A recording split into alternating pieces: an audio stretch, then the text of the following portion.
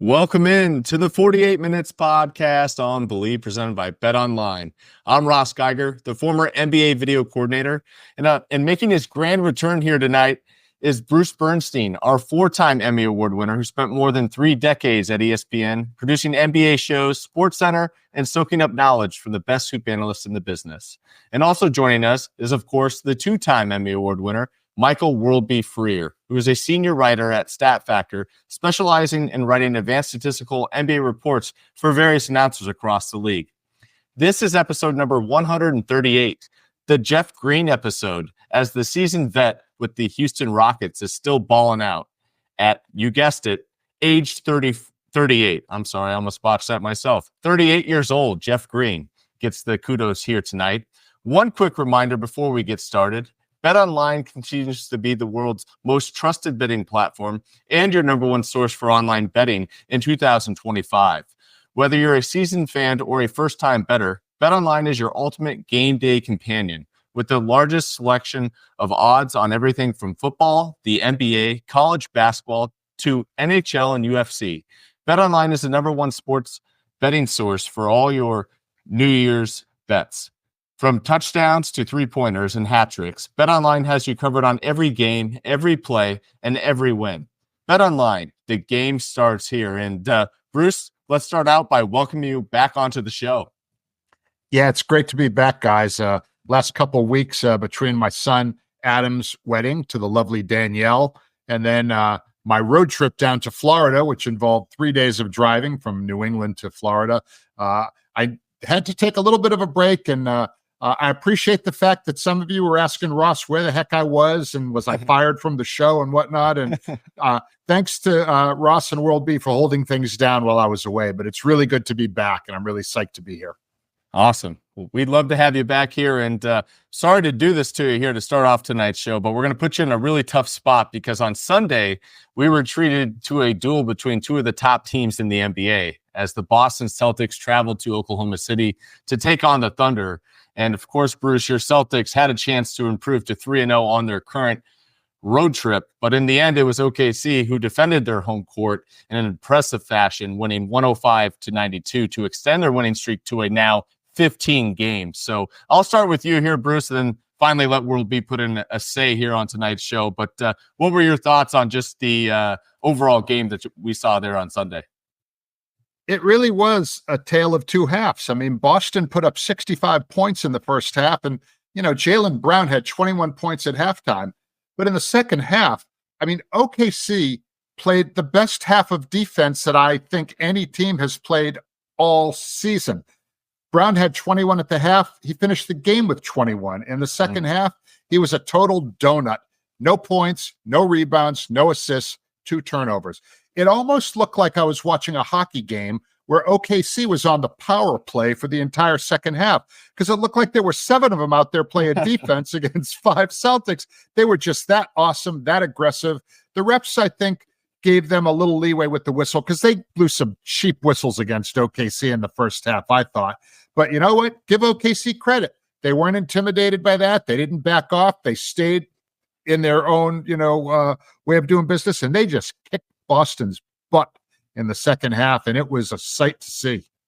Now, I had some questions about the Thunder after watching them in that NBA Cup Finals against the Bucks. Obviously, that game didn't count, which kept their winning streak alive here, but I think all my questions have been answered with how they've been playing here as of recently.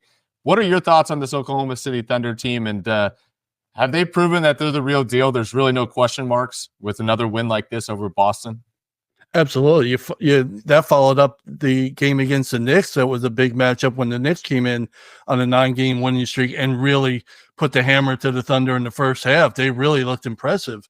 OKC to me is absolutely anybody who doesn't think they're the real deal at this point. Just go follow another sport because you're not paying attention to this one correctly. They're unbelievable. The way they lead the league in deflections.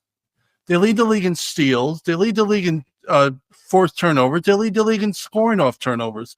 I mean, it's unbelievable. They're not locked down defenders. They're just, if you make a lazy pass, it's over. You just can't make lazy passes. And I don't mean lazy, just simple passes from the one wing to the other. They'll get their hands on it. It's unbelievable. I mean, think about this, guys. The last 4 games, down a dozen points to Minnesota, down 16 to the Clippers. They were down 14 to the Knicks, and they were down 12 to the Celtics. Won them all. I mean, it's unbelievable what they've done the second half of these games. Their last 2 games, the Knicks and the Celtics, 2 of the 3 best teams in the East, outscored them 113 to 68 in the second half. That's unbelievable. Just to do that to anybody, do it against the Wizards, do it against whoever. To do it against 2 of the best teams in the East is really, really impressive. And personally, I think from Boston's end, I don't know why any team that's contending right now, at least in the East, if you're the Knicks, if you're the Cavaliers, should be intimidated by the Celtics anymore, because we've seen the formula for the Celtics to be beaten, I guess. If they're not hitting their threes, they're a very beatable team because they just take so many. They had a terrible night. First night without hitting 20% against the Thunder the other night. If they're not hitting threes, they're 2-5 when they shoot 30% or less. They can be beaten. Now, it's easier said than done. It's only 7 games. But the formula is there to beat the Celtics. In the first half of the game on Sunday, I was keeping track. Boston really they were shooting twos. At one point, they were 15 out of 19 on twos, okay? And they had taken more twos than threes, which is sort of unusual. So I thought to myself, this is a good thing, It's good to mix it up, because if they're going to keep, pounding the ball inside and, making mid-range buckets, that will open it up and they'll eventually start to shoot their threes. But it ended up not working out that way. And if there was one play that I will remember from that game for a while, it was when Shai Gilgeous-Alexander rejected Jason Tatum at the rim late in the game, started a fast break. He got the ball back in the middle. He threw up an alley-oop. I'm pretty sure it was to Isaiah Hartenstein for a dunk and an and one. Isaiah missed the free throw. But at that point, that to me just typified like the take no prisoners approach of their defense in the second half. Shai Gilgeous-Alexander rejecting Jason Tatum at the rim. Things I didn't really have on my list of things I'd expect to see. Yeah, SGA is a heck of a defender, and he is a sneaky good shot blocker as a guard. He really likes to contest shots at a high level, and sometimes gets his hands on those. So keep an eye on him. And Bruce, that was, I believe, if I remember correctly, our finals prediction. OKC Boston is what you and I had. I think World B had something different there. But speaking of that matchup, I mean, as of right now, just halfway through the season, do you care to assess that prediction? Who do you have winning in 7 real quickly? Well, here's the thing. Everyone was all worried. Oh, Chet Holmgren's hurt. He's going to, are they going to be okay? Well, the team was 8-2 when he went down. They are 22-3 without him. Okay. Yeah. So when Chet comes back and they've got Hartenstein, I mean, that big combo, I mean, only Mobley and Jared Allen, I think, which could be the finals matchup at this point with OKC, considering how well they're playing. I'm not going to count Boston out because, I never expected them to have the same record that they had last season when they won 64 games. I had them touching 60. I might have had them either 60-22 or 62-20, which is not out of the realm of possibility. So I'm not ready to kind of say, no, they're not a team that can make the finals. But look, I mean, I really think the only thing that could stop OKC at this point is I think sometimes they can be a little bit top heavy with their scorers. I mean, with SGA and Jalen Williams, it's kind of like the Bucks with Dame and Giannis. You have 2 big scorers and then other guys. But look, they still have guys, and that defense, man. I mean, I'm not going to say it wouldn't be a great series, but it would be wrong of me to say, oh, yeah, no problem. Everything's fine when they play OKC, because we saw on Sunday, not so much. Yeah. Now, World, if Bruce and I turn out to be right here and look like geniuses, it's a Celtics Thunder finals. Who would you take in that matchup as of right now? Right now, I'd be picking the Thunder. They've proven to me that they're clearly, I won't say clearly, but they're the best team in the league, I think. During this 15-game win streak, they've beaten 8 teams that currently have winning records. They're beating the best. They're going up against the best. They're beating the best. Now it's January. There's a long way to go before the playoffs. We get that. But they've been impressive from the start. I mean, them and the Cavaliers, the 2 best teams we've seen this season. There's no reason to think at this point, that could be the finals matchup. It seems to be heading in that direction. I wouldn't put it past Boston at this point. Their guards are just too freaking good. And Sunday or the other night was just that was an aberration. They were shooting. They don't do that very often. But like I said, if they're off their game a little bit on the 3-point shooting, they're a very beatable team. But Bruce is right. OKC's defense is really something special, something we haven't seen. I thought we saw a really good defense in Minnesota last season, and OKC's putting that to shame right now. No, they totally are. And had to check in there midway through the season, about 40 games in here. Lots to still, shake out here and things to develop. And one of those things I want to talk about developing is the Jimmy Butler drama in Miami. I'm curious to how you all think this might end up going, as we've got some new developments here as of Monday into this saga. Bruce, I'll start with you. This was the most predictable divorce in the whole NBA. And it was clear to me, and I said it at the time during last season's playoffs when Pat Riley told Jimmy to shut up when he was talking junk and he wasn't even playing. And Riles was pissed that he was talking and he wasn't even playing. I knew right then he wasn't going to finish the season with Miami. I didn't know if they would trade him before the season or during the season, but I also knew that they were not going to give him away either, because that's not how Miami rolls. No, I mean, I think, Andy Ellisberg and Riles, they're going to get more than you think they're going to get for him, because that's just, they have great executives there in Miami, but this was so predictable. Yeah. World B, what's your thoughts on the latest developments here? And it sounds as if Brad Beal might be willing to waive his no trade clause to go to Miami as well. So Suns seem to be still in the picture. Well, first things first, is this part of the Heat culture or is it not? I'm kind of confused. Is it between that and Tyler Hero getting an altercation last week in Houston and then losing to the Jazz at home by 36? I mean, trailing by 43. Is this part of Heat culture or counterculture? It's hard to keep up with that.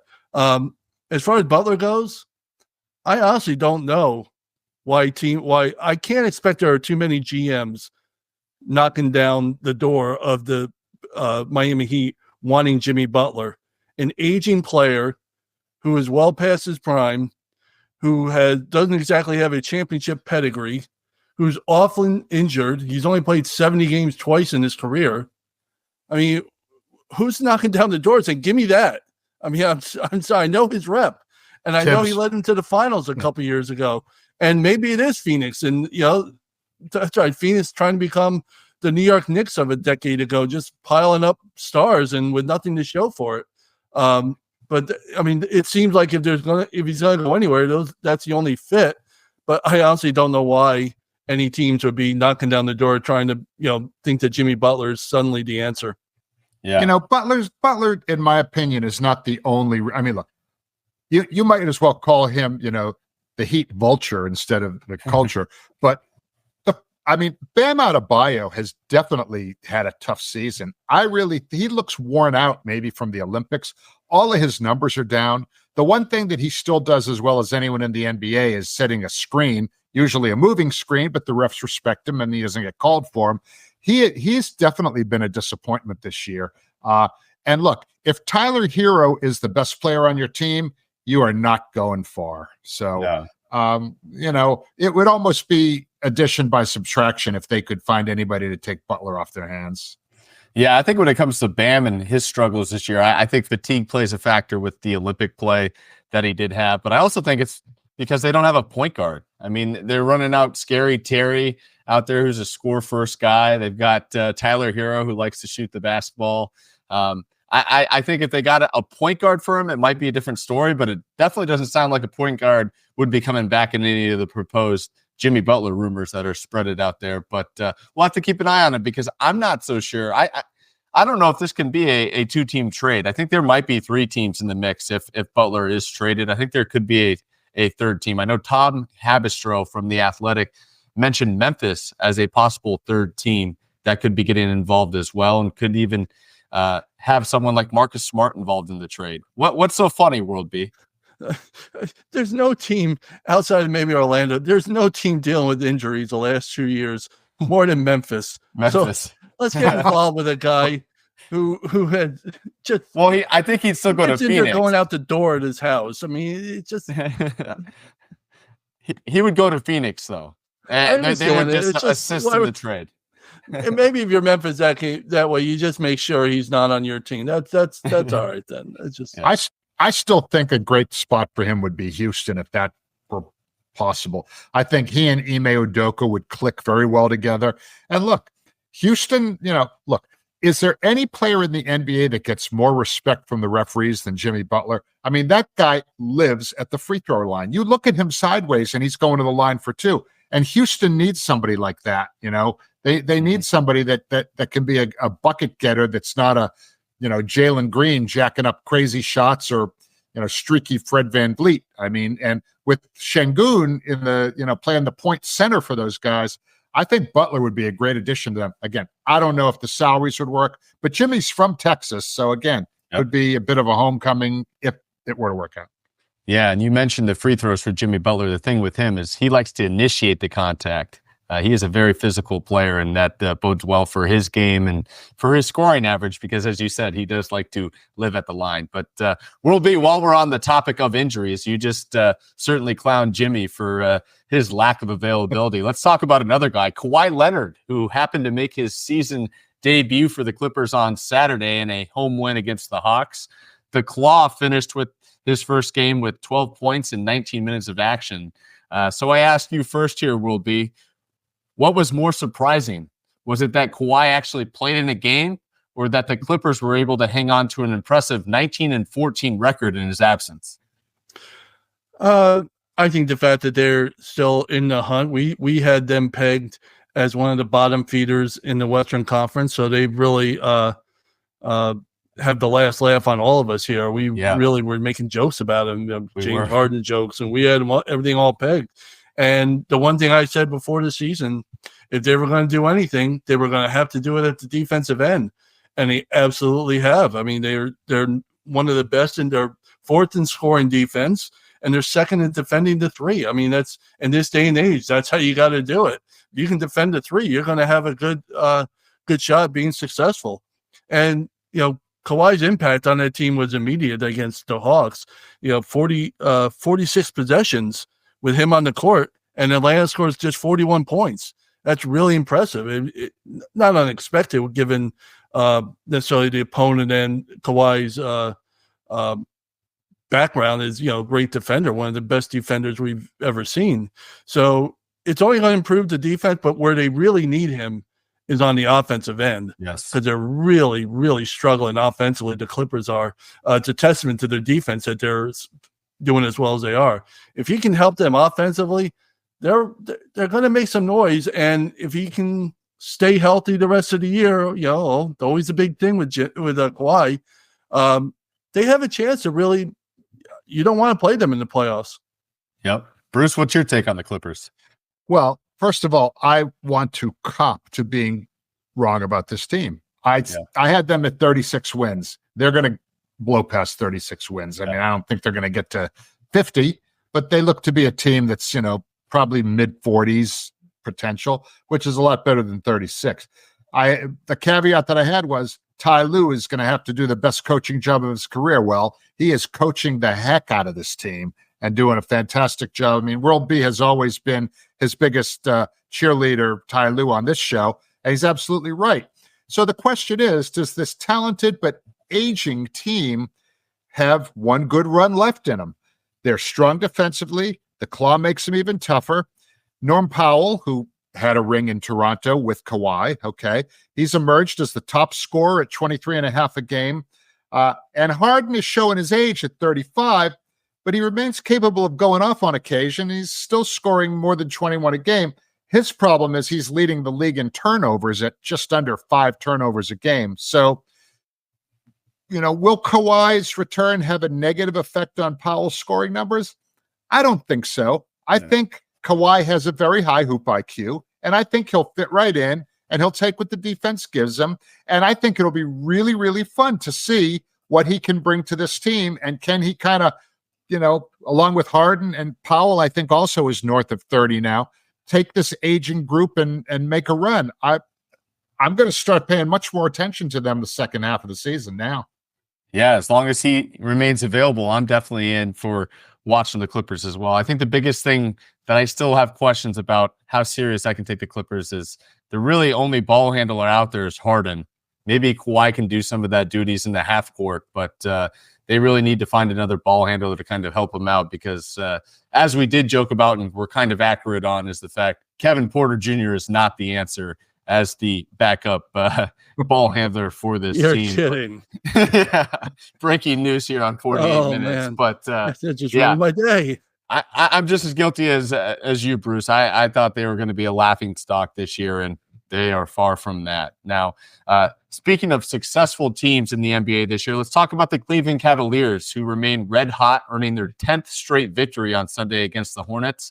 The Cavs are a league best 31-4 now on the season. And I know the Celtics are the defending champs, and until proven otherwise, they are the team to beat. But are the Cavs really the team to beat out east, Bruce? They are really, really close to putting a stranglehold on the top record in the East before the All-Star break. I mean, they got a 6-game lead over Boston in the loss column, okay? They just come out and play a total game. They've, I had them for 48 wins going into the season.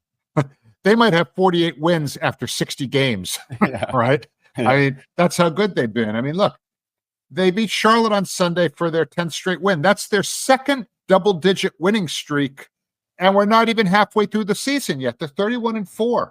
Remember, they started the season 15-0, so they had a 15-game win streak, a 10-game winning streak, and, Donovan Mitchell gets most of the shine on that team, but Darius Garland has been incredibly good this year.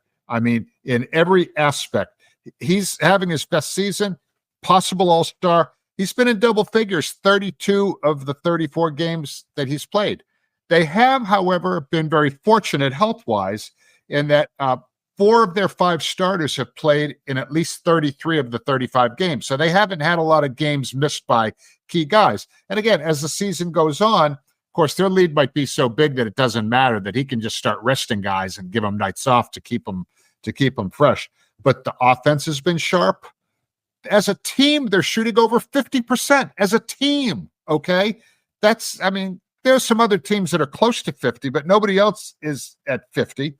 And look, I think it's been a remarkable start. Kenny Atkinson, if he's not coach of the year, they might as well just kind of say, well, I don't know who is. Yeah, no, definitely deserves a lot of credit, especially taking over from JB Bickerstaff, something that we kind of scratched our heads about at the time because he obviously did a fine job too. World B, what's your thoughts on the Cavs? This seems a lot like Toronto in 2019 when Dwane Casey got let go after the 2018 season, and it was a head scratcher then because they had such a good team, they just couldn't get past Cleveland back then. Nobody could, and they made it really a controversial trade or move, I should say, to bring in Nick Nurse, and they added Kawhi, and they ended up winning the championship. But this has a similar feel to it in terms of coaching changes. That was a surprise. That's working out great. Cleveland, number 1 scoring team in the league, number 1 most efficient offense in the league, and they're top 10 in defensive efficiency. Only the Celtics and Grizzlies can say that. And as Bruce mentioned, they're the top shooting team in the league. It's hard to lose too many games if you're the most efficient team in the league and you shoot the best in the league. That's kind of how this league is operating now. So if you got both those boxes checked at the top, you're going to be pretty good. Look, this 10-game winning streak, only 3 of the games have been within 5 points with 5 minutes to go. So they're not exactly being tested because they're putting teams away. So they're really the most impressive team. I know Oklahoma City, you can make the case, we just did, how they're maybe the best team in the league, and you could certainly make that argument. The most impressive team to me this season has been Cleveland. Yeah, no doubt. And they play, and OKC and Cleveland play on Wednesday of this week. So we'll get a real chance to see. And I think they play again within a week after that. So we're going to see them play each other a couple times over the next 10 days or so. I mean, the league's number one offense against the number one defense, you know, and the two best records. You can't really do better than that. No, get your popcorn ready for that. I think my biggest thing with Cleveland moving forward, no matter how good of a season they have, is just the question mark about, are they ready to put it all together for a playoff series? Because they've yet to do that. There's going to be high expectations given their record this year in the NBA. Are they ready to step up to the challenge when it matters most? We've not yet seen that from this team. So that's going to be the big challenge for this group, is to kind of overcome the question marks with whether or not they're ready. And they certainly look the case right now. We're going to go ahead and take a quick break and come back with the second half. And we're back here on 48 Minutes. Now, this past weekend, we had not one, but two epic duels between the Joker and Wemby. And boy, did they not disappoint, especially with the Joker. He had two 40-point performances. The weird one with this matchup is the fact that the road team won each game in this one. But Bruce, I'll go ahead and start with you. What were your big takeaways, or what did you enjoy most from what you saw in these two battles? All right, so in the two games, Joker combined for 87 points, 27 rebounds, and 19 assists. Wemby combined for 55 points, 41 rebounds, and 6 blocks.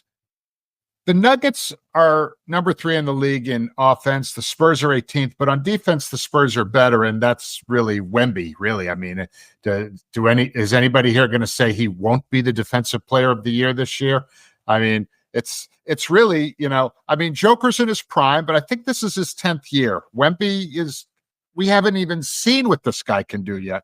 So it's exciting to think what Wemby is going to turn into. But to go up against the 3-time MVP and probably the favorite to win the MVP this year, and to acquit himself the way that he did, his team is over 500. I mean, Wemby, you know, Jokic is off the charts impressive, but Wemby is approaching that too.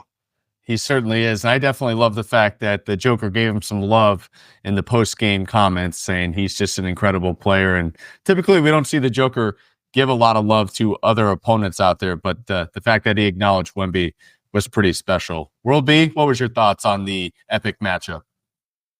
Well, the first things first, the highlight of the year occurred thanks to Russell Westbrook, who took a behind-the-back pass from Joker and proceeded to miss a wide open inside the restricted area layup where he shot an air ball. It just doesn't get any better than that. It was anybody else, it wouldn't matter, but it was Russ, so that just makes it, put that in the Hall of Fame real please when he gets inducted. I mean, the games for Joker were impressive, no question about it. And I don't want to make light of it, but we've seen it. We've seen this from him. It's you don't take it for granted, but it's like there's not much more. It's so impressive. It's almost take it for granted, I guess. Wemby is just a ridiculous generational talent in the making here. His ability at both ends of the court. I'm still on the big soapbox about he needs to be in the paint more.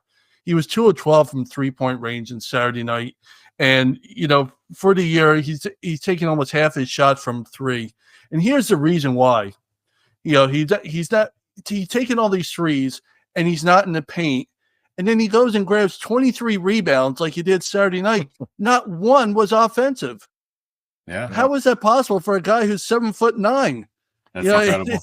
It's unbelievable how I thought he was 8'4". He's 7'13". He's still growing. Whatever you want to call it. So cool. I mean, it's really unbelievable. Now, at the defensive end in the paint, you can't score on him. Teams are shooting less than 50% when he defends shots at the rim. It's the lowest in the league. So he's trying to get to 4 blocks, which hasn't happened since who the heck was it the last time somebody had 4 blocks? It's been in my head forever. Hassan Whiteside. No, I wasn't Hassan Whiteside. Somebody I can't. Dikembe. I'm sorry. The late Dikembe Mutombo was the last to do it. Exactly. So he's got the defensive area locked down. He scores at will. His performance on Christmas Day against the Knicks was unbelievable. I just really wish he would just get in the paint a little bit more and dominate there. But he's an unbelievable talent, and when he's hitting his threes, they're really something. It just takes a little bit away from the team, I think, when shots are missed and he's nowhere to be found in the paint to grab some boards. Yeah, following in the footsteps of David Robinson, number 1 overall pick. Yeah. Tim Duncan, number 1 overall pick. Victor Wembanyama, overall number 1 pick. Yeah. And I suspect that both of those veterans have been there to kind of help Victor learn the ropes a little bit. I know Timmy probably has, David, who knows, but you couldn't ask for better mentors, and bravo. I mean, it's great to see Wemby in a place like San Antonio where he's happy, as opposed to, when's he going to play out his option and go to LA or New York. I mean, it's great to have him in a place like San Antonio. Yeah, and I'm keeping my fingers crossed that maybe Wemby be lucky enough to team up with De'Aaron Fox should Fox want out of Sacramento. And the one way I look at it as far as that trade making sense is there can be no king without a castle. So I think a castle would be on the move for De'Aaron Fox. Be perfect sense. Make match made in heaven there. But moving forward here, let's take a moment to discuss one of your favorite stars, and that is Anthony Edwards, who dropped 53 points on Saturday after recently complaining about having to pass so much due to double teams that he's been seeing this year. But the 53 points he scored in this one came in a road loss to Detroit. So do we think he's thinking the game properly right now, or is he, what's the deal with the AntMan this year? Because I haven't been able to get a good grip on it. Well, first things first, he's talking an awful lot for a guy who really hasn't achieved anything yet in this league. That's why we love him, though. That's fine. And like you say, scores 53, shuts a lot of people up. And yeah, I'm one of his biggest fans. But I think what he said the other night sounded silly. There's no other way to put it. I think he's just frustrated. I can't imagine he's honestly, the way he's been playing this in his career, I can't imagine that he's that frustrated about the idea of having to pass. I think he's just frustrated at the defenses that are throwing at him. He probably just said it wrong. I'm making excuses for him. He said what he said, and it's on him, whatever criticisms come down for that. He's having a great season. As at the end of the day, he's shooting over 40% from three. His 3-point shooting throughout his career has gotten better every season. So he's stepping up his game there. He's doing exactly what you want out of a player that develops into a superstar, continues to get better. And this has been the best season of his career. I wish he would maybe think a little bit before speaking out of frustration, but that, maybe this is a lesson to be learned about. It's a bad look no matter what. I can't imagine he meant it the way it came out, but you know what? He said what he said, and like I said, you catch the heat when you behave that way. Yeah, and you mentioned this is the best season of his career. It certainly doesn't feel that way, though, does it, Bruce? No, and look, I can understand his frustration. And look, that whole team has been a disappointment this year. I mean, they're 17-17 after 34 games. Last year, after 34 games, they were 25-9. Okay, now what's the big difference? Well, Karl-Anthony Towns is now in New York, and Julius Randle and Dante DiVincenzo are in Minnesota. I really think that when Karl-Anthony was on that team, it opened things up much more for Anthony Edwards to do his business. Because look, if you're going to double team him, there's going to be Cat out there on the perimeter just burying threes in your face. That threat doesn't exist. Julius Randle can make a three now and again, but he's no Karl-Anthony Towns. So as a result, with less offensive talent out there with him, naturally, he's going to get more attention from the defenses. And I think he is really going to be the one who has to adjust. But he's also going to need some people to make some buckets, out there too. Because, look, Jaden McDaniels, Mike Conley has definitely shown his age a little bit this year. He hasn't really been the Mike Conley that we're used to. And look, they're still solid defensively. And you know what? When we were talking about Jimmy Butler before, I'm thinking Minnesota could use a guy like Jimmy Butler if they wanted to do a Timberwolves 2.0 with him. He had a couple of very good years for them back in the late teens. So I think Anthony Edwards is going to be okay, but he needs a little bit of help, because if he doesn't get some more help, he's going to be looking at double and triple teams nonstop, and his frustration will only be beginning. Yeah, and one of those guys I thought was going to help out this year, Bruce, was your boy Naz Reid. Now, he hasn't been terrible, but he hasn't been great, and I thought he was going to take a step forward this year, kind of step up and be that stretch four-man with Karl Towns being out of Minnesota, and we haven't seen as much of that as I would have liked. So Jimmy would be fun there, but boy, was that an awful divorce the last go around there in Minnesota. I don't know if they can have a reunion between those two parties. I'm wondering, I've always felt like, Rudy Gobert is totally underutilized when it comes to having any kind of a role in the offense. Shouldn't that guy get a couple of alley-oop opportunities a game, which could maybe loosen things up a little bit? They never give him the ball. I mean, he's only 7'2". Yeah, exactly. Now, moving on to some other Western Conference news, we have some bad news out of the Bay as Jonathan Kuminga suffered a significant sprained ankle injury that will have him out at least 3 weeks for the team. And that's a huge loss for the Dubs, as Kuminga was playing some of the best basketball of his own career. Do we think it's slow-mo time there, Bruce, or will Kyle Anderson get some more time, or will this be more of a replacement by committee in Kuminga's absence? Well, I mean, Steve Kerr kind of said that he expects, Moses Moody and Kyle Anderson to kind of have an opportunity to step up a little bit in JK's absence. It feels like Jonathan Kuminga's been around forever, but he only turned 22 in October. It's his 4th season. You talked about the severe ankle sprain. He's going to miss at least 3 weeks and a minimum of 11 games. He had back-to-back 34-point games off the bench, right between Christmas and New Year. So you're very correct in what you said, that he's playing the best ball of his career. And he's their second leading scorer. Okay. So it seemed that he was finally getting, his rhythm and confidence. And it's a tough time because, Golden State, they're definitely a team that could fall out of the play-in. They started out like so hot, but a few weeks ago we talked about teams that we thought would kind of not be so good moving forward, and I had said Golden State was one of my choices for that. So this isn't going to help, that's for sure. No. Yeah. So what will be my question to you is, with the Kuminga news, is this the Jenga piece that's going to have the tower fall here, and they're kind of going to slide down in the Western Conference now? It certainly could. I mean, they don't have a lot of room for error in terms of missing players. They just don't. They're not that deep. And the players that they have in the rotation that are coming off the bench or whatever are just, outside of Curry and really Andrew Wiggins, haven't been great. I mean, Curry's been the way we expect him to be. He's taken a little bit fewer shots than he's used to taking in his career. Andrew Wiggins is having a really solid bounce back season, and they're struggling offensively. They're middle of the road. They need other players to step up. So yeah, losing Kuminga is going to be a problem for them, however long it may be. They absolutely need the offense to pick up because their defense is really regressing. That was a big key when they started off like 12-3 or 13, whatever it was. Their defense was one of the best in the league, and it was fantastic for them. And it's gotten worse every month. And so far, first few games in January, it's been the worst of the whole season.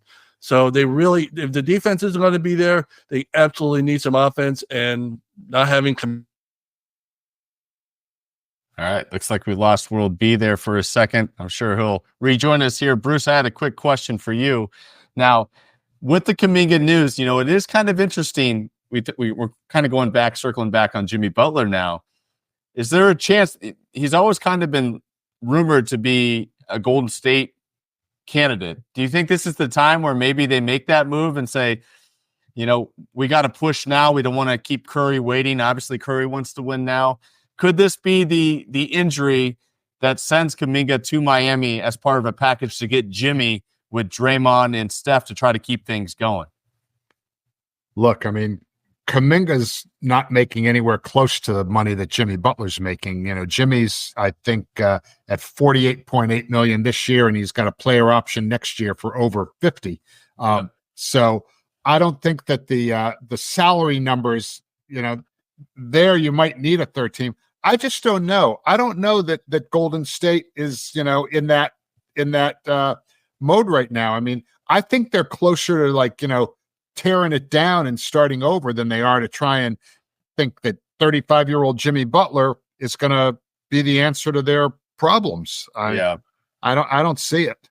I just don't see him standing pat with Steph Curry there with the back end of his very late prime here and having him lose games. I know Curry's not going to be too thrilled about that, and obviously they don't want to rock those waters with the Warriors legend. So got to keep an eye on Golden State just because they're going to try. I feel like they have to make an effort on Steph's behalf to help him out there. But going to be interesting to see come trade deadline, which is going to be here sooner rather than later. So buckle up for that.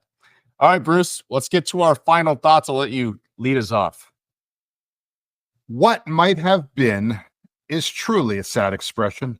When applied to sports, it laments how an athlete headed for greatness has that journey derailed either by bad luck, bad decisions, or bad health, which prevents the player from reaching their full potential. In Derrick Rose's case, bad luck and bad health were both the culprits. The Chicago native was drafted number 1 overall in 2008. He was named Rookie of the Year in 2009. He won the MVP award in 2011 at the age of 22, the youngest MVP in NBA history. Then in the 2012 playoffs, at the age of 23, he suffered a left ACL injury and missed the entire 2012-2013 season. He suffered another devastating knee injury in November of 2013 and missed the rest of that season as well. The rest of his career was marked by several other injuries, but he became a valuable sixth man for 5 additional teams before calling it quits last September when Memphis, released him. But I always admired Rose's grit and his determination to keep playing. He loved the game. He gutted out 723 regular season games, averaged more than 17 points for his career. And if he'd been healthy, it's highly likely that he would have been a Hall of Famer. And if the Hall of Fame voters know what they're doing, I hope they'll find a place in Springfield for this never-say-die competitor.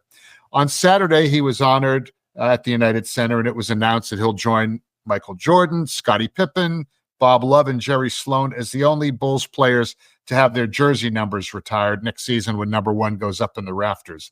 I hope that in 5 years or so, he'll also be honored in the place he was always meant to be, the Basketball Hall of Fame. Well said there, Bruce, and couldn't be more thrilled for Derrick Rose getting this honor as the hometown kid and hero. Obviously, he had ruined a lot of games for me as I was working for the Milwaukee Bucks, and he was on the Chicago Bulls, and boy, did he take it to us most times. And in fact, Brandon Jennings, the Bucks star guard at the time, said the toughest player he ever had to guard in his career was Derrick Rose. So huge compliment there as well. As for my final thought, I want to bring up Immanuel Quickley, who is finally back in action for the Toronto Raptors. And this time around, he can not only swish it, but so far he's been able to dish it. And keep an eye on his general impact for this young team moving forward. He's played in 2 games since returning, and in those 2 games, he had a game of 15 assists in game 1 and followed that up with 11 assists in game 2. Now, I must preface this with the fact that as of Monday night, they are about to lose to the Bucks at home, and I think he only had 3 assists in this one, but maybe we should keep an eye on him on the sportsbook as well. So I'm sneaking in a final thought and a final best bet here on tonight's show. And with that, Bruce, it's been great to have you back into the swing of things. I know that our listeners missed you. And with that will do it for this edition of the 48 Minutes podcast on Believe, presented by BetOnline. Thanks for tuning in, and we'll be back with you next week to be sure you're up to date in 48 on all things around the association.